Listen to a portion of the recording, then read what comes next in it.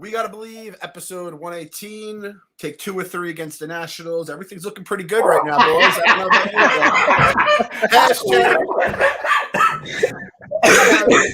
about I know this is going to seem like, changing history as it goes, but the 95ers, baby, going the rest of the way. We've got 95 wins, and playoffs should be a possibility with the NL. All right. I love you, Clem. What an opening. First, that was the perfect opening because let me just say, everybody needs to calm the fuck down right now. This is as dramatic as I've seen the Mets get, the Mets fans, the Mets players. It's not that it's serious. We got to talk about it. But holy moly, you would have thought somebody's fucking dead. Thumbs down gate, bro. I mean, we're back. We're back. We're back. Fire up the bracket, bump whatever 3 seeds you've got. This is a 3 seed with potential for 1 seed shit if this keeps spiraling out of control. Thumbs down gate with the Sandy Alderson statement. Holy Christ on the cross, is this ugly? This is it. This is the culmination of the 2021 season with about a month left. It happened early. This will now be the defining storyline of the season, if you will. It's the culmination of everything. People thinking that this is just about some fans booing in the stands at the games is fucking crazy. The players, this is a catastrophically bad idea.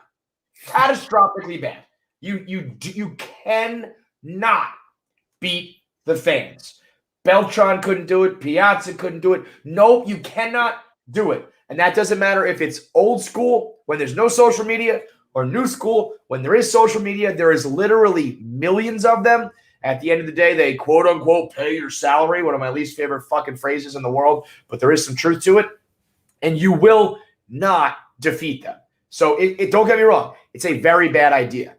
On the other side of things, these are the fans we've been talking about all year who are fucking awful. They make this fan base look so bad. And this is what's going on right now with the Mets is new age baseball, meaning the new age players who can't take any criticism and want to be loved and don't want to be booed and want to be on social media but don't want to take any of the bad that comes from it, and new age fans who are on social media who fucking scream and yell and harass and bother and annoy and are constantly negative and don't expect any sort of response. If you want to keep it real, you get to say whatever you want. You get to be as negative as you want.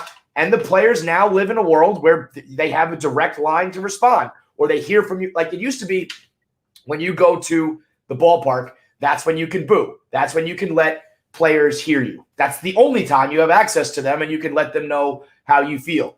Now it's booing accompanied by 24 hours, 7 days a week of DMs and tweets and harassment and talking about families and people just constantly bashing you. And while I wish that everyone was just so thick-skinned and just, let their play do the talking and won over all the fans with amazing play, obviously this season, that's not what's happening this season. And they're all struggling, and it's now coming to a head where they feel like they need to respond in some way. It's not good. Like I said, it's catastrophically bad. They're wrong. I think that the sensitive types like Lindor, like Stroman, and everybody who's kind of jumping on board with them, I think they are in the wrong. I think they're one side of the extreme. But I understand where they're coming from because the other side is the other extreme, which is just as bad. And so right now, any normal fan is stuck in the middle where we're like, yeah, no.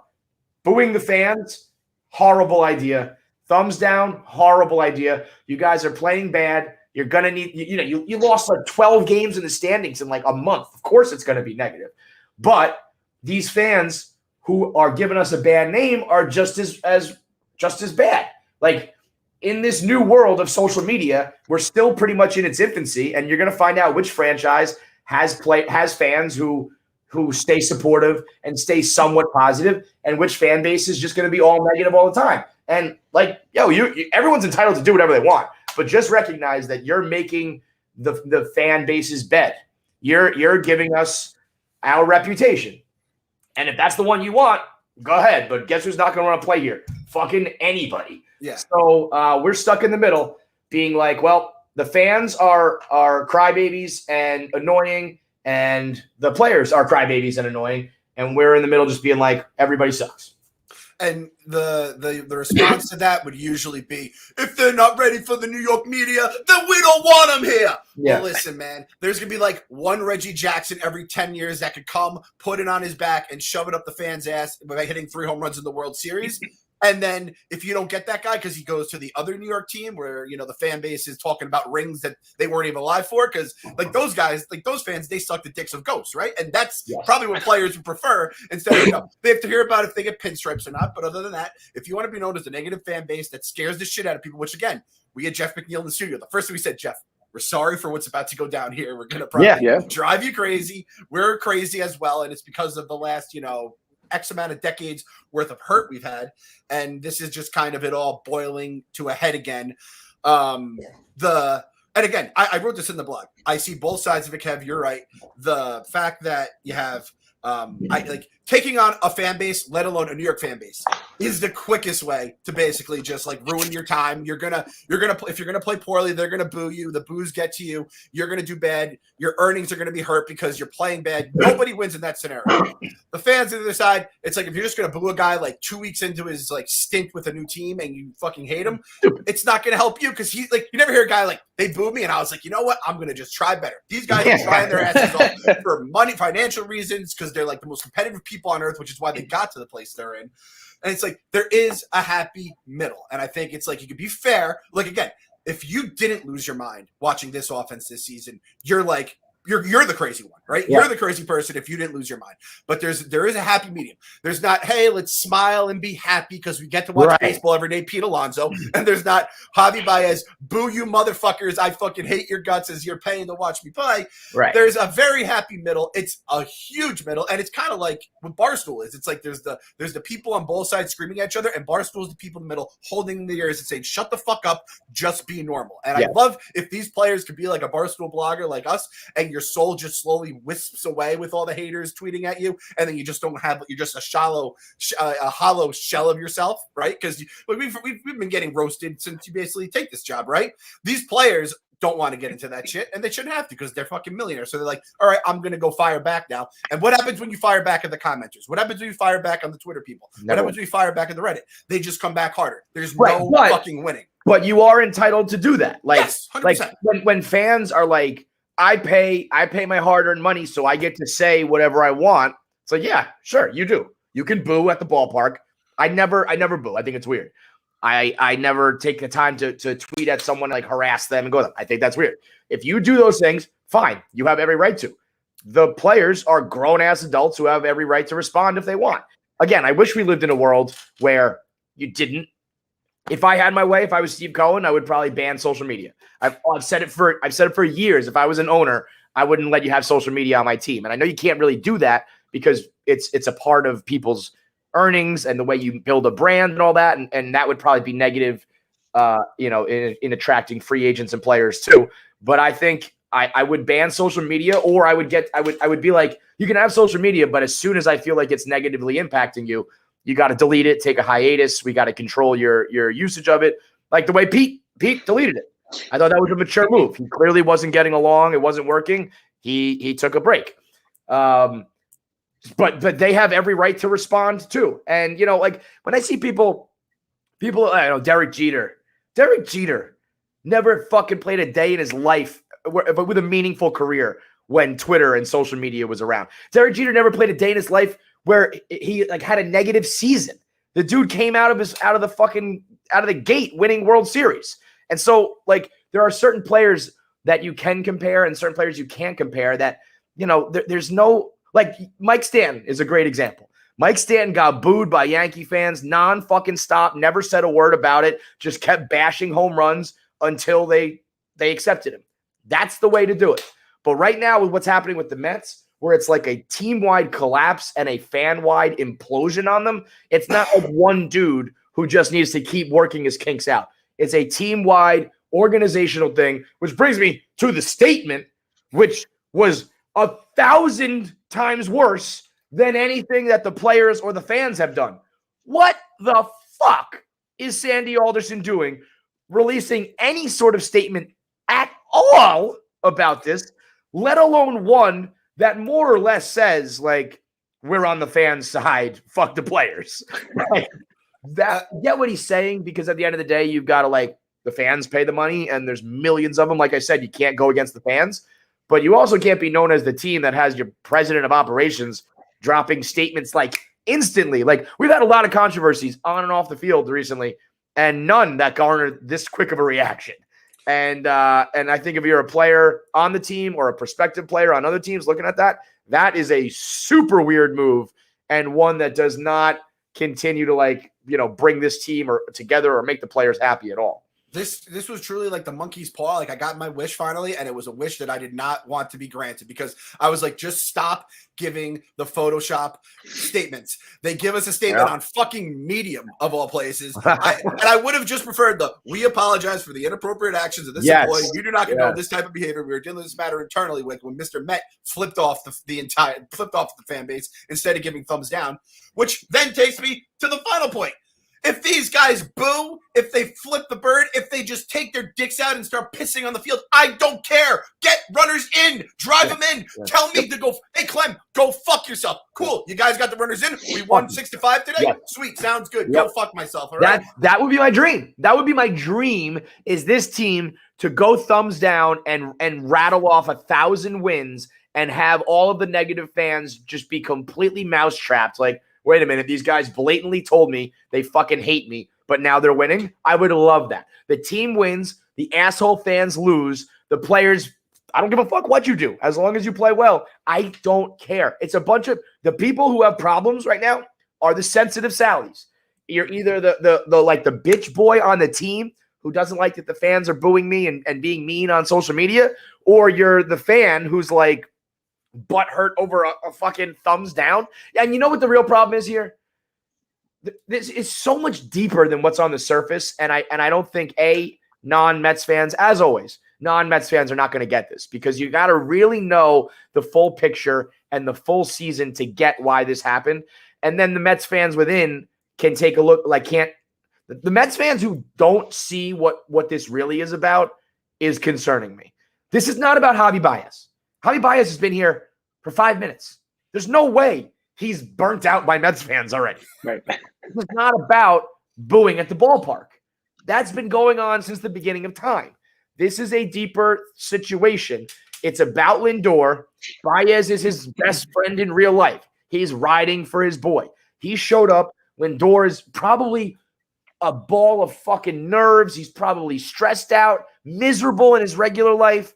And Javi Baez is like, what the fuck's going on with my boy? He's trying to ride for him. He's trying to rally them. And the real shame of this all is, that they did it at all. I'll continue to say that this was even an idea.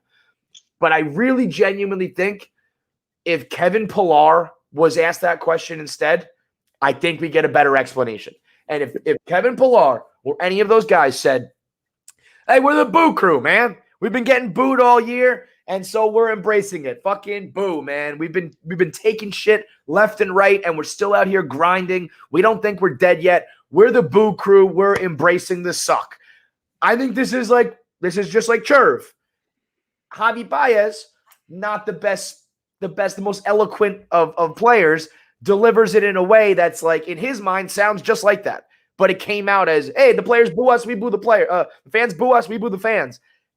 And that's not really, I don't think, what it was. I really think it was like a Churv situation that has spiraled completely out of control because the wrong guy did it and the wrong guy gave the message. And I think this all... Baez is the guy... Baez is the employee that put in his 2 weeks notice, and he's like, I'm going to burn this place to the fucking ground for everyone else that has to stay on my way out. Yeah. You know, like you go to HR and you're like, this place actually sucks. Like, we're not having a good time thing. And he's like, they're not re-signing me. I want $200 million next year anyway, so I might as well. Yep. No, I mean, it's a wrap for Baez, I think. But you're in a tough spot because if Lindor... He's getting booed out of the building tomorrow. Oh, forget it. But how awesome would it be if he plays well? I don't give a fuck about the boos. If he's been playing well, man. If he smacks another Javi bomb and he fucking takes his dick out while he's rounding the bases and jerks off, I don't give a shit. Oh, so, do the DX chop. I mean, the DX chop by the whole fucking team. Like that's where, like, I wish the one thing this team has lacked, Jake is quiet and obviously not around right now. Pete is, the other extreme. We're just happy to be here. And nobody else is really that much of a long-term veteran or a good player. It seems to be that Lindor, as far as we know from Trevor May and whatnot, took control as the leader in the clubhouse. And I gotta be honest, I've fought Lindorks all season long, and I think Lindorks are wrong in the reasoning why they approached Lindor the way they did. But this sort of stuff has me questioning Lindor now. And I don't think he's going to be the guy we thought. That doesn't mean that I don't think he's ever going to play well or be an important part of this team. But I think I've seen enough from him, and I've heard enough chatter about some behind-the-scenes shit going on that I don't think – I know it sounds cliche, but I really do believe New York is different. The media is different. And I don't think he's a big market guy anymore. I know that's quick to say, and I know that's going to sound hypocritical because I think booing him for batting 200 is the wrong move. I think you struggle on the field, that happens. If you let me rephrase that, because you can boo at the ballpark. It's not about booing. When I say booing, I mean more of the general idea of the overwhelming negativity towards someone. I think for him struggling on the field, to get on him the way the Lindorks did was stupid. It's non-productive. It's bad for everybody. If you want to get on him for this new vibe of we deserve to be treated nicely by fans, by the media, by the broadcasters, by the radio, all that shit, that I don't think I can get down with. And I don't think he'll be the guy here in New York that's the leader of the team. I think I think we've learned we need more pieces, obviously, for on the field and in the clubhouse. I don't think he's that guy. And I think that there's a new vibe in that clubhouse that's prevailing through the locker room of, we deserve to be treated nicer. And you sent the tweet. You put it in the email, Kyle. Marcus Stroman, he replied to, I don't know, somebody. And he said, media will always be searching for anything to cause controversy. Stop playing into these narratives. It's all fake bullshit. We won today. That's all that matters. On to the next, not dwelling in the past. Same mindset we've had all year. Thankful for the squad. It's you can't have it both ways, Stro. You are the guy who's always stirring up some of this controversy. And then when it becomes real, you go oh, well, come on. It's all just fucking fake bullshit. You know what I mean? You can't stir the pot and then be mad when the pot's overflowing. So – you either got to be quiet like Pete has been, or if you're going to be loud about it, when shit gets fucking ugly, you can't be this is all media created.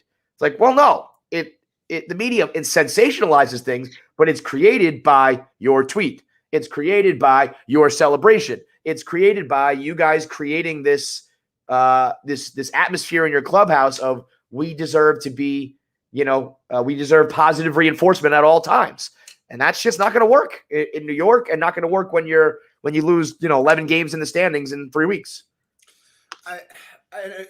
Honestly, this whole thing, I agree. It was crazy at the time, blew up. But I think everything would have just died down if the statement doesn't come out. But then the statement comes out and it just bubbles up to the top. And then it's all right, now it's from the top down. It's fucking pure circus, chaos, bullshit.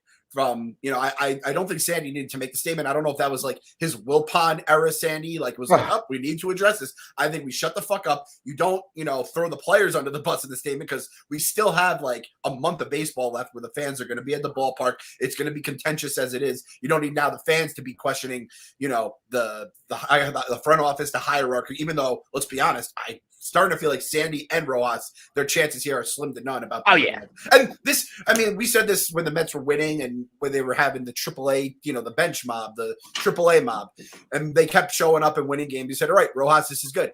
When this happens and then it becomes a whole controversy, if you're truly only have one job as a manager, you're not making the decision, that's all analytical, and you were just making sure that the fans and the media like the team, and there's a full-blown fucking 5 alarm blaze going on, That's on the manager. That is what I could say. That is 100% on the manager. Whatever the players are doing on the field or saying to the media, you guys have to be like, listen, just say it's a raccoon. I don't need you guys to say there was a fucking brawl in the clubhouse. Just say it was a raccoon, right? And that guy, this is going to go on Lindor's first-year resume too. It's this booing stuff, the raccoon nonsense, the slow start, and then he was getting good, got hurt at the wrong time, and then the team just fell apart when he was gone. It's all on there. It's not all bad. It's not all good. It's fucking ugly, and it's 9 more years of it. It went from – I can't believe how quickly it went from what a likable team. Remember we used to say, like, there's nobody you can even hate on this squad. It's all like, guys who are positive or overachieving minor league guys who are stepping up. And, of course it'll happen when you lose, 10 or 11 games in the standings in the blink of an eye. But the switch went so fast, and I do think that's, again, both sides' fault. I think that we're seeing these guys are soft. We don't have a very tough team when it comes to the emotional side of things and the mental side of things. But also when the fans are as negative as they are, it just, negativity breeds negativity. I know that better than anybody. You reap what you sow. People tell me that all the time about the way that I have always been a sports fan.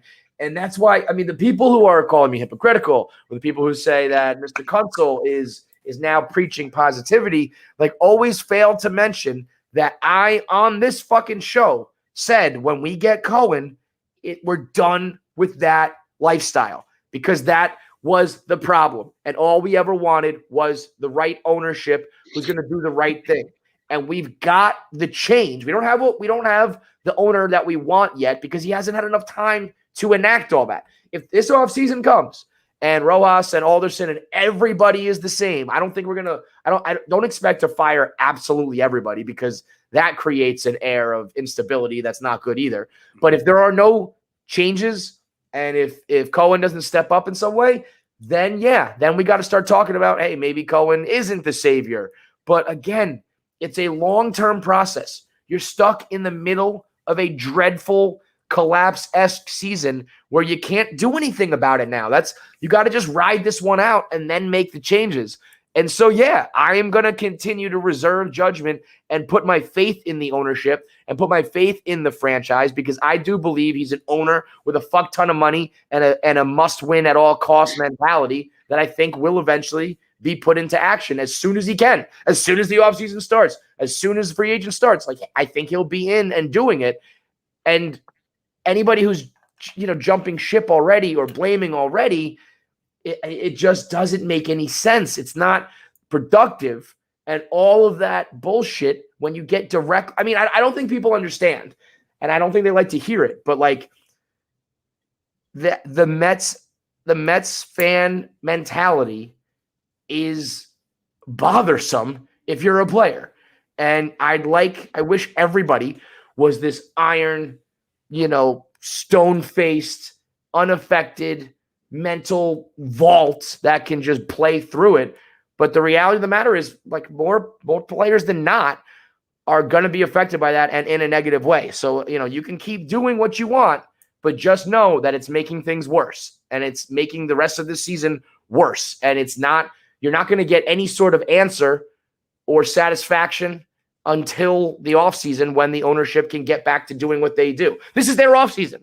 This is they made their shit. They've done their thing. They're not going to fire people in the middle of the year. They can't make wholesale changes that fix all this in the blink of an eye. So you gotta just wait. And so people who are like, oh, you used to be negative and now you're positive, and you're going against everything you said. You're talking about your younger self.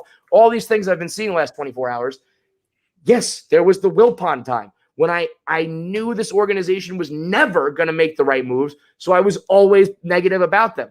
Now I believe they're going to make the right changes. If you don't, that's fair to think that, but you got to wait until you've given them the chance to either make the changes or not make the changes before you judge them for making the changes or not making the changes. So it's just, it's overwhelming negativity with I keep saying Veruca Salt. I want it now, Daddy. It's a slow season and a slow sport and a slow rebuild and turnaround. We were going to win the World Series this year. We wanted to be in contention. We're not, but it's a slow process, a 3 to 5 years thing. I just hope that we're in a spot in 5 years from now where you look back on this season being like, wow, remember that fucking circus? Like White Sox Dave said it the other day about the White Sox when all these White Sox fans, all these Cubs fans now want to root for the White Sox. He's like, no, because you got to sit through the bad years because that's what makes the good years worth it. And that's the problem with the way that we're acting. Mets fans right now, the Wilpon Mets were basically a small market team. And usually small market fans are always positive and behind their team because it's like Podunk Cleveland. We are a big market fan base mentality with, up until now, a small market team. So it just doesn't jive. And you've got to give like some amount of leeway before you continue to just jump off the bridge every fucking night. We've that makes sense. Lindor, it's like a learning curve. You hope that Lindor, it's a learning curve because Cleveland's not that small of a market because those fans can be assholes too. But it's like he had built up so much good faith with them that when the bad times were starting to come, it wouldn't have mattered. This one, he's jumping into the deep end. He's the big fish in the small pond, comes to New York and immediately sucks at the plate. And it's like, well, why aren't they loving me like they did there? Like, why did I come here if they didn't want me here? And like on and on. And now if you're the voice in the clubhouse and it's affecting you personally and you're going to turn around and spread that to everybody else on the team, like Walker, Stroman, some of the pitchers who are having good seasons and should, by all accounts, be happy with their performance and everything, are now going at the fans to protect their guys, which I'm all for. Like, you got to protect your own teammates and shit, but like now you're throwing them into the fire, and for what reason? Like Walker's going back at fans who are like, this year, like, what are you complaining about? And he's like, oh, I forgot that you come out to the field with me. And it's like, yeah, dude, what are you doing? Ty, even the worst of all was just the emojis, the crying, laughing emojis. Like, you're just making a mockery of it. I understand, like I said, that the players, Pilar's tweet was like, let's not make too much out of this. This is just like a rally thing that we're doing. But you have to understand the Mets fan base. This all comes from not getting these fans. And we saw it from Pete a little bit sometimes early in his career. You see it from guys in New York who don't quite get it. We're fucked in the head, man. Like, we're crazy about it. And we do read into things. And we do make mountains out of molehills. And we do see, the negativity in all things. And to try to, like, convince us of otherwise is a waste of time. That's why going against the fans is stupid. Just win, baby. All you got to do is just keep saying, like, we're not performing. And we know that's what you guys want to see. And one day we're going to perform soon, and that's all that matters. But that's not human nature at the same time. Yeah, and like Alderson's statement too, where he was like, what did he call it? He called it he said it was totally unacceptable, will not be tolerated. No, the offense was totally unacceptable. Yeah, it will not be tolerated. The pitching has been good. Like, think about this year. Like, imagine just showing us just the pitching side of things and being like, all right, now what do you think the Mets record was this year? I'd be like, we won 100 games. If you just show me just the top of the innings without a score, I'd be like, holy shit, the bullpen comes in, they get the outs when they need to. The starters have been good despite all the injuries and setbacks and shit like that. I would have thought we won 100 games. And this is the year the offense just completely no-shows. That is the shit that drives me crazy. Now, I got to ask you this, Kev, because I know we've gone back and forth about this. Everyone's like, where's Uncle Stevie? Uncle Stevie comes in and he just throws an Uncle Stevie joke out there. Which So, I mean, this is, I've said it 1,000 times that man should not be on Twitter. The problem is Twitter is for us. Twitter's either for fun or for people who I don't run a team. I don't have money on the line. I'm not running a business with employees. I'm just out here firing off my thoughts. Sometimes I'm extremely angry and serious about it. And other times I'm like, fuck baseball, whatever. I don't give a shit. And that's what Steve Cohen's doing. Sometimes he tweets out, what do you say? It's incomprehensible how big league players can sometimes be this bad, whatever that was. I'm paraphrasing. And then that was when he was in a bad mood and taking things seriously. And then last night he wants to make light of it and just crack a joke about the black jerseys. And while, again, you're entitled to say and do whatever you want, just know it's going to garner a reaction.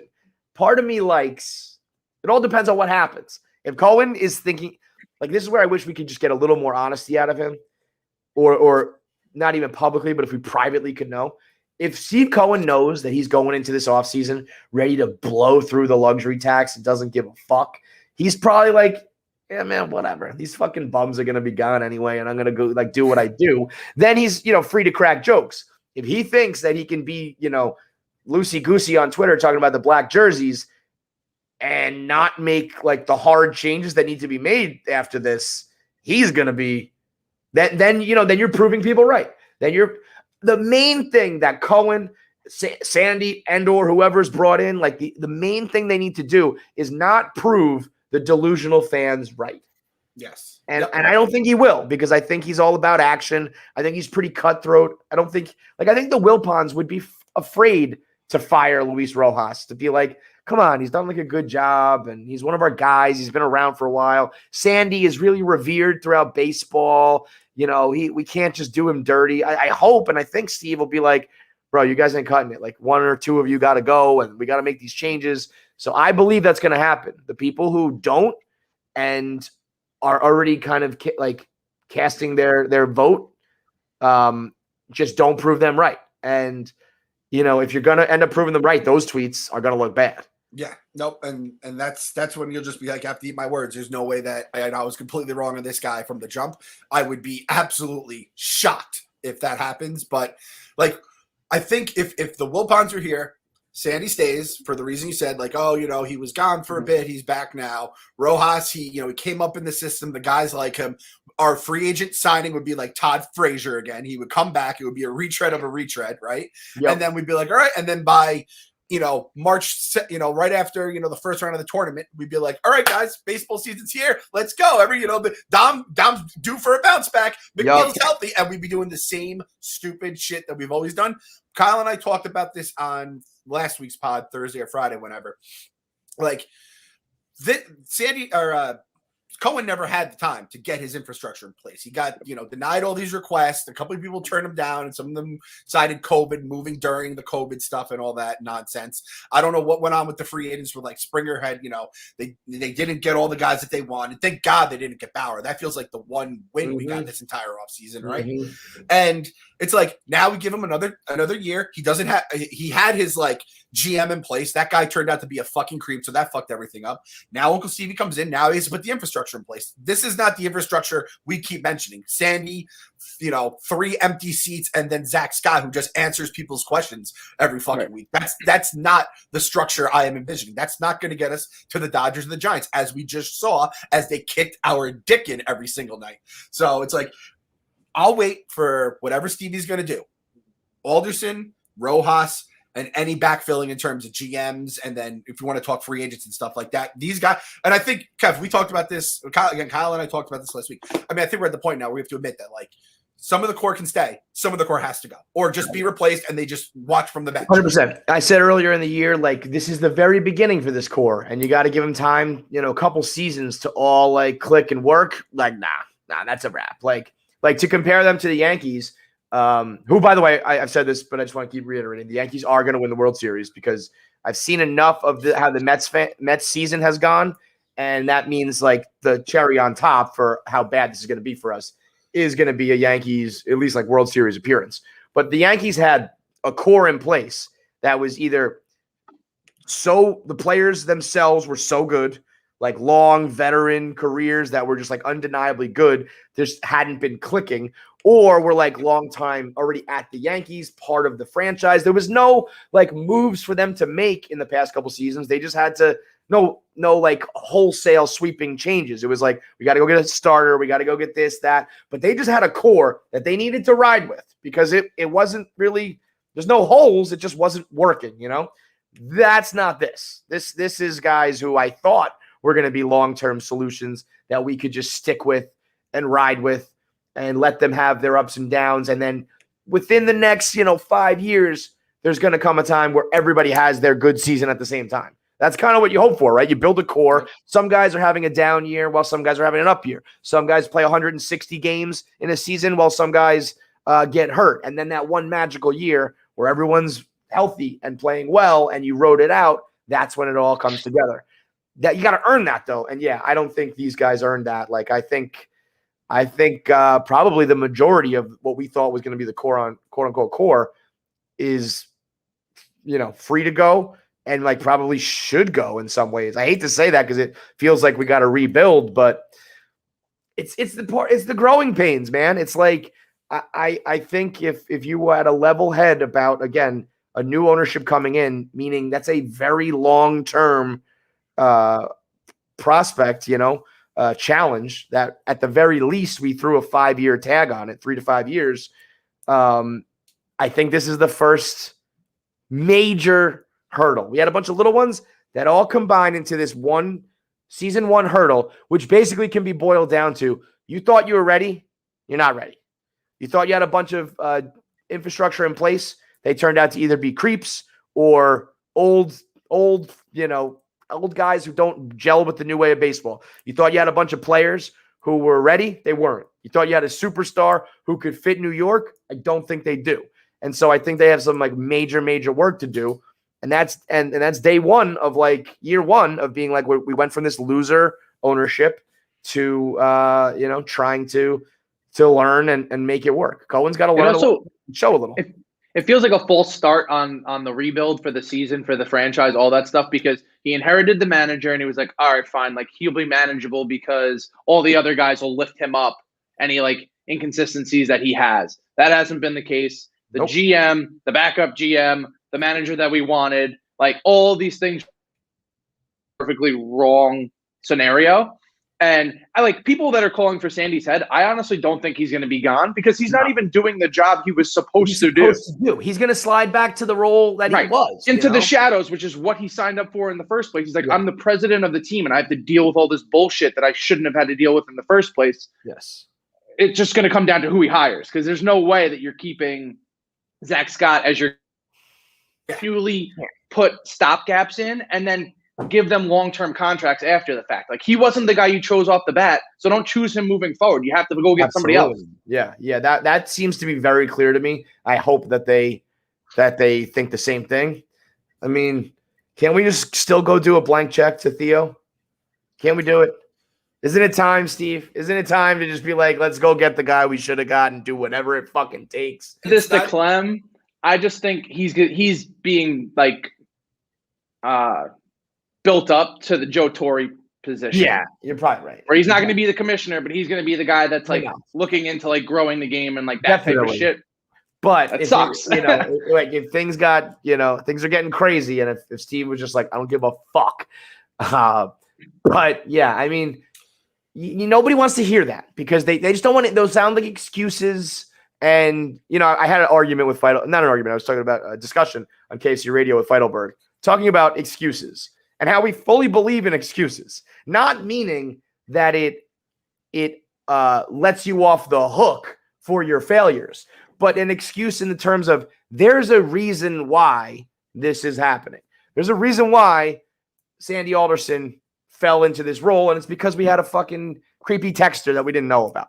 And Luis Rojas falls in because of a cheating scandal. And it's not saying that like we're absolved of all blame. It's just saying there were outside like mitigating factors that, and I guess you could argue whether it's outside or inside. Some people believe we should have done a better job of vetting Jared Porter and all that shit, but some unusual circumstances that led to, bad situations that need to be addressed. And so I still don't think we've gotten that like clean slate. But you're not gonna, and it's gonna be messy. And it's year one of being messy. It's like, did you think this was all gonna be sunshine and rainbows? Fuck no. But the reaction has been one of such negativity and such, the amount I don't think the fans understand the amount of people who do take it too far. Some guy in my mentions being like, we're just talking about booing, man. We just want to boo at the ballpark.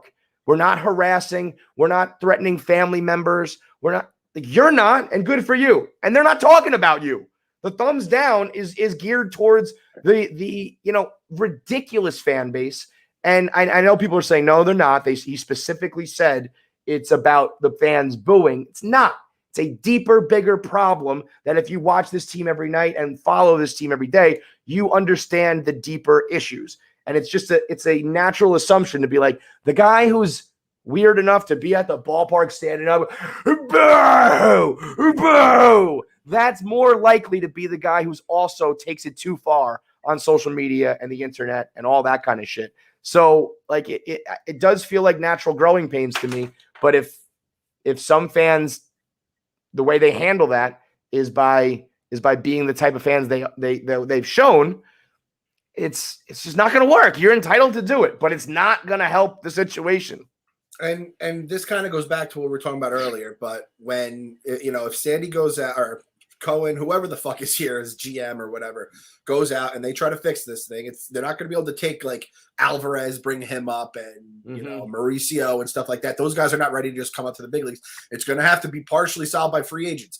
And if say it's Correa, right, and say it's Castellanos, say it's Marte, whoever the fuck they bring here, and he gets off to a slow start and you boo him, we're back to square one with that guy along with everyone else. And the funny thing is, this is how it works, and this is how it works in all sports. And it's not a Mets thing by any means, but you always love your guys more, right? Like it's not just David Wright, who was like a fucking god, apparently, everyone says, but you just love your prospects more. Like if Dom was a free agent and we had got him this year instead of being a guy who's homegrown that we've loved, people would be shitting on him a lot more. You don't realize the struggles he's gone through. I do think part of that is the injury. Same with McNeil. Same with Conforto. By the end, Conforto's like, all right, dude. Yeah, like I can't keep riding for you here if you're going to get under the Mendoza line this late in the season. Yeah, eventually. If like a free agent was batting that all season, he would have been getting murdered because it's those Cleveland fans, if Lindor was, started like that for Cleveland in like his 7th year in Cleveland, they'd be like, all right, well, we love Frankie. He's our guy. He was 16 like that. Wilmer was like a baby with us. We fucking love that guy more than any other player. It's because he was a Met from basically like birth, right? Yeah, and it is just like with the free agents, you don't have that kind of like love with them. And once they fucking hit, you love them. But until that point, there's like, you just don't have like that growth thing where you're checking their highlights or their stats on the internet every single morning and like dreaming of them. So like when we get these new guys, it's up to the fan base. It's up to us. It's up to all the crazy fans to just like take a chill pill. Frank said, we went on the Frank's podcast and he said, if the Mets fire Rojas this winter and they bring in a new manager, he'll give the new manager until Memorial Day until he criticizes him, which is a fucking like dream, a honeymoon, right? For like any manager. And I'll hold him to that. And what was the challenge he like extended to you, or like that was it. Oh, and then if they keep Rojas, we have to change the podcast to You Gotta Bereave. That was kind of the thing. He was kept trying to make me wear a Frank was right shirt if like the most basic thing happened. Like he's like, if they don't sign anybody, Rojas gets a 3-year extension and Alderson, gets a 6-year extension. It's like, all right, fine, sold. Like I'll do that. It was absurd. It was an absurd thing.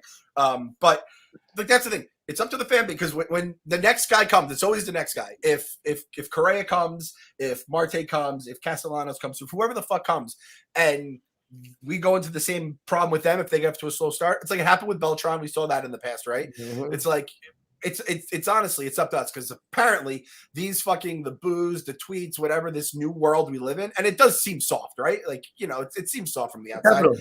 But it's happened. We saw, like you said, Kev. I forgot about how just crazy the Piazza shit was when he first came in. He wasn't 350. He was batting 350. And he was getting booed during the games because it's like I don't know. I feel like people thought they should boo. It was like this weird thing because it was like he was going to get paid. He hadn't even gotten paid at that point. So.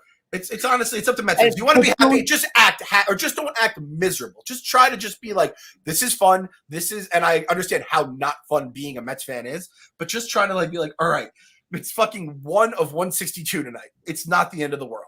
I mean, it's also those guys don't know. Like Paula Duca tweeted like you're soft if you complain about the boos because you're a god if you win. Like if Paul was around for Twitter. You don't think Paul will be having nightly meltdowns on Twitter, writing back to every single troll? Like there are guys who don't know this and fans who don't know the extent of what like being a modern day player is. MJ said that when MJ said he's like I didn't have to deal with the shit LeBron does. Yeah. LeBron has to deal with that shit every single day. And you made the Jeter comparison, but when MJ said that, I was like, shit. If Jordan's saying he wouldn't have thrived because he would have been listening to people on Twitter, I was like. I mean, yeah, and like everybody deals with Twitter, everybody deals with boo birds. I do genuinely believe Mets fans are the same reason being a Mets fan is a different existence. Like whenever someone's like, "Oh, I'm a Twins fan," you don't know misery. It's like you don't have the pressure and expectations that come along with being in the city and being next to Big Brother, the Yankees. And that makes the problem because we have this we have been run for all of our lives like a Twins organization with Yankee fans' expectations. You know what I mean? And that doesn't jive. And, you can, I keep reiterating myself, like, you can do and say whatever you want. Boo, tweet, get on these guys, you pay their salary, all that shit. Just know you're a part of the problem. It doesn't fix anything. And while there's a handful of players out there who are the true greats that can deal with that can wear that and smile through it and be like, I'm going to prove you wrong, I think the majority of fans, the majority of players are going to be like negatively affected by that. And it doesn't help the situation. You're entitled to do it. But I just wish we were known as the fan, like a good fan base that everybody loves to play for. I don't want to be the Cardinals. I don't want to be like one of those fans, those fan bases who just like respect the game and all that shit. I don't mind toughness. I don't mind high expectations, all that kind of shit. But it's got to be, somewhat in tune with reality. And, a guy like Frank being amplified by a guy like Dave rallying that entire mindset is just part of the problem. And that's like what really sucks about it all is it actually affects the situation. Twitter, social media, the internet allows fans to be loud enough and to like put it, one fan doesn't affect anything. Millions of fans together do. And it's going to be, again, every team does deal with it. I'm not going to say like this is just a Mets problem, but I do believe things are heightened out here because New York truly is that different.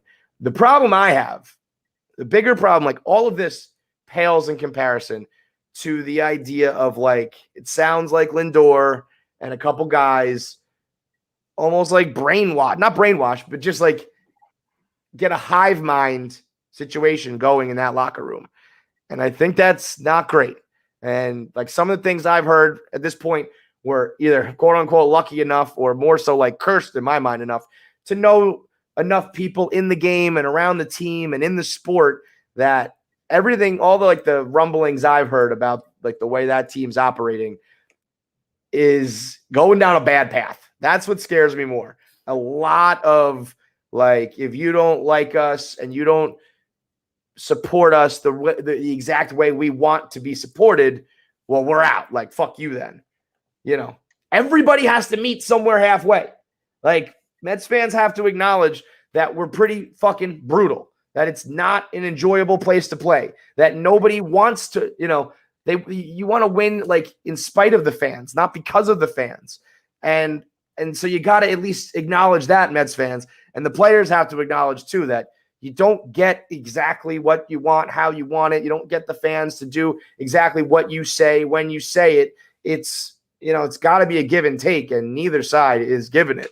But at the end of the day, the burden falls on the players. And if there's going to be a few guys who say, yeah, fuck all those fans who say that, and fuck all any media member who says that, any broadcaster who says that, any blogger, I don't know. There's that endless supply of us. And there's a finite supply of you. It's going to just keep on coming. So, you don't like this broadcast team, here's another one who hates you. You don't like this website, Barstool, well, there's another one who hates you. It's a battle you can't win, man. Yeah, we bought in the neighborhood. You guys are renting. You guys are going to come. You guys are going to make your money. You guys are going to leave in 5 years, 3 years, 10 years, whatever it may be. We're here for life, whether or not we want to be, but we are stuck here for the rest of our lives, and we know what it's like. Again, and that's the statement. I feel like the statement could have just anyone who was offended, was pissed off about it, didn't care about it, made their mind known. They had just moved on to the next one. The only people that statement addressed were for the people that were going to read about it in the paper the next day, the fucking boomers that are 60 years old still reading newspapers. Those are the only people that was going to care about that statement. That Javier Baez quote 8 hours, 6 hours, 4 hours later, whenever Stanley made the statement. It really is just a matter of, hey, and this is the other thing too. Let's just admit this. The timing is preposterous. If you're going back in the fan base when you're 7.5 back after you finally win a series against the shitty Nationals, after you didn't even sweep the Nationals, that was the craziest thing. They won 5 games this fucking month, and it's all against the team that sucks worse than you. And you're going to turn around and be like, well, if you don't fuck with us, we don't fuck with you. And it's like, we don't fuck with you. We don't fuck with you. Yeah. Uncle Stevie, listen, Uncle Stevie, you need You need it's like the leadership council that Coughlin used to have with his players when like the Coughlin time drove him crazy, and he's like, all right, the rules are driving me nuts. You need to have Strahan, you have a couple people. We will be the fan middleman right here. We will get between the Mets and the fans, both the players and the PR department and the fans. We'll tell you the temperature of the fan base. If you're like, I'm going to throw out this statement right here at 8:00 on a Sunday, we're going to say, no, don't do that. That's the old Wilpon way. Yes, we will guide you guys through this. We'll hold your hand and get through this. And then we'll also say, listen, the fans are getting pissed off about this, whether it's a ticket price thing. Maybe don't send out the price of the 2022 tickets when you're just losing every single night by one run because your offense cannot score. There's I think both sides have rights to be upset, and both sides have things that they're doing wrong. We'll be the middleman. We'll walk, and it's for the Mets and our own well-being in the end. Because if the Mets are good, we're happy. The Mets are happy. Uncle Stevie's happy, and everyone's fucking making money or getting wins, and everybody's fucking happy. Yeah, I mean, it always comes down to just win, baby. Yeah, the old Al Davis. But that's also simplifying the modern world and understanding, basic real life human emotions and reactions and shit like that. If you win, this all goes away. But you know what also has got to be frustrating for them? It's like when we were winning, it didn't go away. We were in they had a long stretch of being in first place, and there was still negativity. So they're probably like, well, these guys are never going to fucking like us. People say just hit and we'll love you. It's like, well, we pitched. We didn't hit, but we pitched for a long fucking time. And guess what? You didn't love us. So, until further notice, you guys have made a reputation of we can't possibly win them over. So why are we even trying? Fuck it. So, you have to look in the mirror a little bit, both sides. It's like the players are fighting a war they can't win. They're picking a fight that is unwinnable. And the fans are in the middle of a war using tactics that don't win. Their approach is not going to win this war. You're fighting yourself. And the players are ramping up a battle which they just don't need to be involved in at all. And in the end, we're miserable. That's what happens. Everyone's laughing at us. We become, the LOL Mets all over again. We said no more of that shit. And then when something like this happens, it feels like we're back to square one. And then it's like, all right, now luckily we're not looking at the Wilpons being like they're going to keep the same old shit. Now it's like, Stevie, you're going to have to do something, but I don't want him to go over the top one way or the other. I want whatever was the plan to be the plan. And if his hand was forced to maybe go a little harder or a little sooner on a couple things, that's fine. But it is kind of like, we don't want to fuck this up. I feel like we're in a decent spot long-term right now. Let's just fucking get there. And Jacob deGrom, completely off. Jacob deGrom missed half the season. Let's call it what it is. He's not going to pitch again. He's missed half the season this year. We were cooked from the jump, it turns out. What's that? We were cooked from the jump. Yeah, I mean, that was the true end of it all. What's happening right now is not this is not about the next 30 games or whatever's left. It's way more in depth and nuanced and all that shit. So at this point, wins and losses is an afterthought in my mind. It's not going to happen. We need to think about next year and the following years and what goes on. But Steve Cohen. It's now a pressure-packed off season for Steve Cohen because he's got to be right. He if he wants to keep some of these guys, better make the right call. I think it would be wiser to axe some of them who are, like I've said a million times, I don't think managers are all that important. So fire them, and it's not you'll get the credit, if you will, for doing something, pulling the trigger, pulling the plug without really, that's actually kind of like a smoke and mirrors move in my mind. But it's going to be, put your money where your mouth is and put show us that you know what you're doing and you care because you open the door. He opens the door with his tweets being like, I can't understand why these players suck. And then follows up with hey, what about black jerseys when, the sky is falling? So everybody's just got to be fucking careful with their Twitter fingers, man. It's God, just let me run PR for your team. It's crazy. I will. These problems are so fucking avoidable, man. It's. We gotta keep our composure. We can't. Is there any way, Kyle? Could we get I guess if we tweet out the link, everybody can get in. Is there any way we could take a couple fans or something like that right now? Because I do feel like it would be I would like to at least give the chance of some of these hardcore nuts to come in and speak their piece. And I don't think you could do it through YouTube. Can you do can we do it in the chat somehow? Can we get no? Let's see, click the link if you Let's do that maybe for the Thursday episode then. Be like, we can get if they click the StreamYard link, I can put them in, but I won't know what they're about to say. Yeah, is that a crazy idea, Clem? I mean, we're live on YouTube and no one we didn't tweet it out or anything. So if people want to come in, they could join it right here, copy and paste that link, and rock and roll. And I just think it's it's almost like taking the calls on talk radio, where it's like I at least want somebody who's on the other side to have a chance to scream and yell about it or prove us wrong or whatever. We have the Mayday line too. We have the Mayday line if we want to. Yeah, we should definitely do that for maybe the next episode of so we, like I said, we're fair about giving people the other side. But if there's a way to let a couple of them vent right now, because this is the time. But I don't know that we don't have to. We'll see if anyone comes into the backstage. I'll be able to see them and put them through. Right. If I tweet it out or something like that, it's going to go it'll be nuts, right? Yeah, Kev, especially you of all people. Well, yeah, I didn't know if there was some way to be they're in, but they're not on unless you press backstage. You know what I mean? All that. That is how it works, but I just won't know. I could just click on and they could just say whatever they want. And we don't want to do that. That's up to you. I mean, are you worried? We're worried about them saying something racist or cancelable, or you just don't want them to come on and? Yeah. Oh no. Yeah. No. Just that.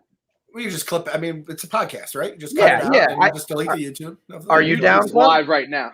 Right. Well, we're live. Yeah, we're live on YouTube, so that would just be out there. It's not really our fucking.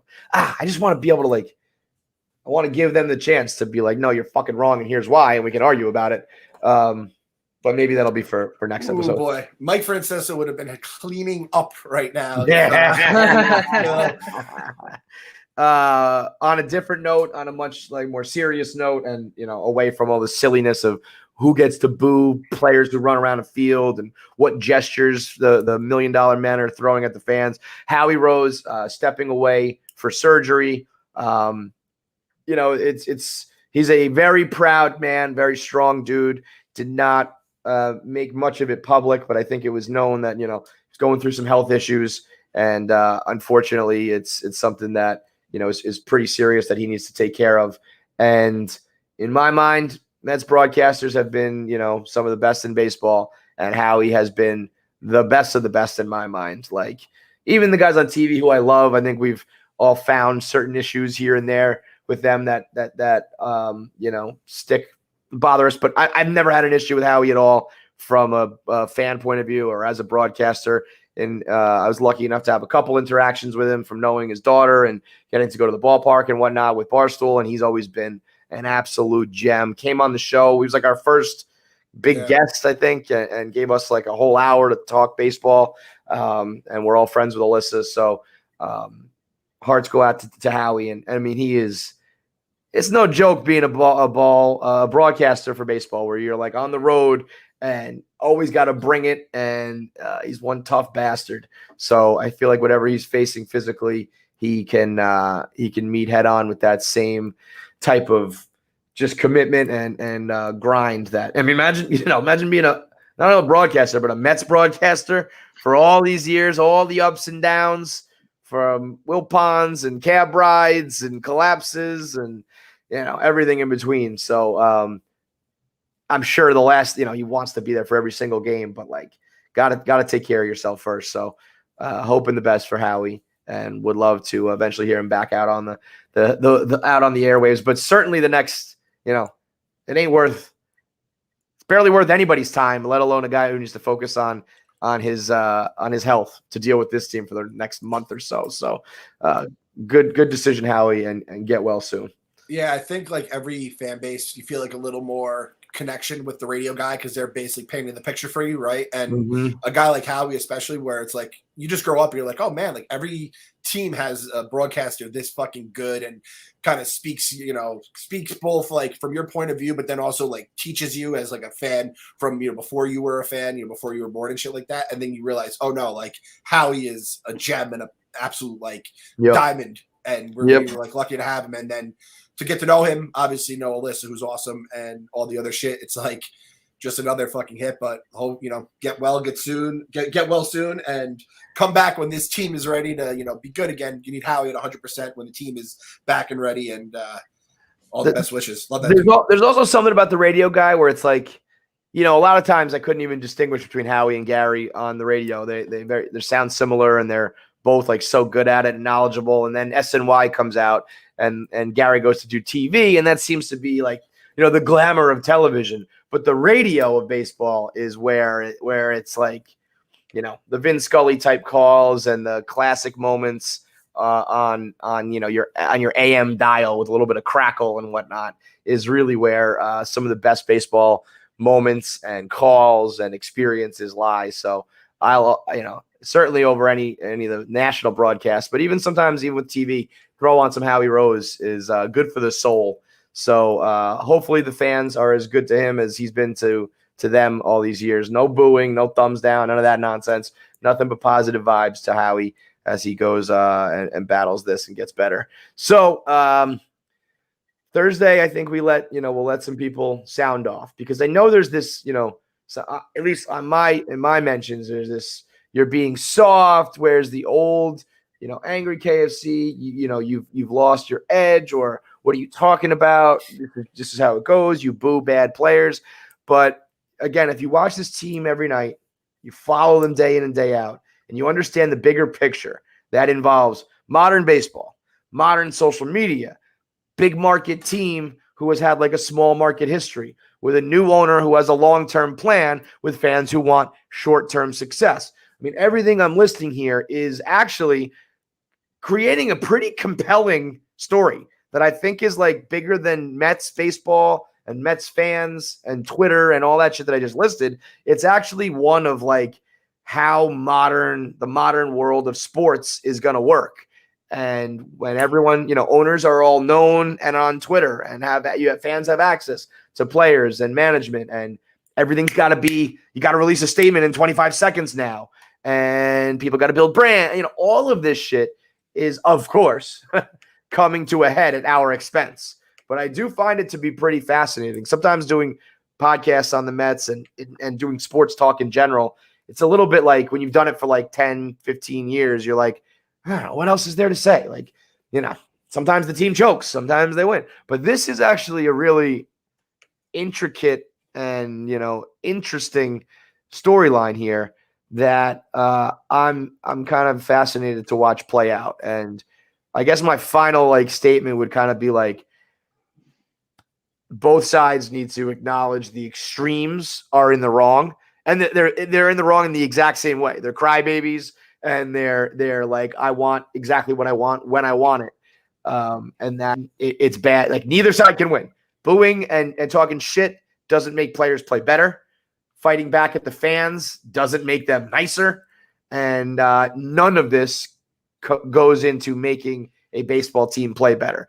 But I will just say, aside from what we're all talking publicly, and aside from the details that are all out there, things that I've heard and felt and noticed and started to understand about Lindor and some of the core and some of the new guys, I think that there are much bigger problems that need to be addressed. And if they don't, that 3 to 5 window, see you fucking later.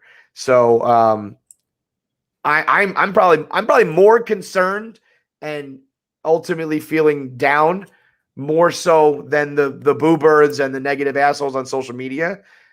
I'm just not a vocal fucking weirdo about it. But for anybody who thinks that I'm like still sunshine and rainbows and thinking we're going to win, I promise you that at this point, I'm probably lower than I've been in a long time from seeing what I've seen and knowing what I know. I think we got a lot, unfortunately, of work to do. That even some of the guys that I thought were going to be bounce back or thought were going to be like the pieces, I no longer think are the pieces. So I am not jealous of Steve Cohen's position, put it that way. There's a lot of work to be done, and I don't know how much of it can really be fixed in a short window like he kind of promised. But in the end, through the ups and downs, the highs and lows, the lefts and rights, the Mets and the good, the bad, and the Metsy. Gotta believe. Gotta believe.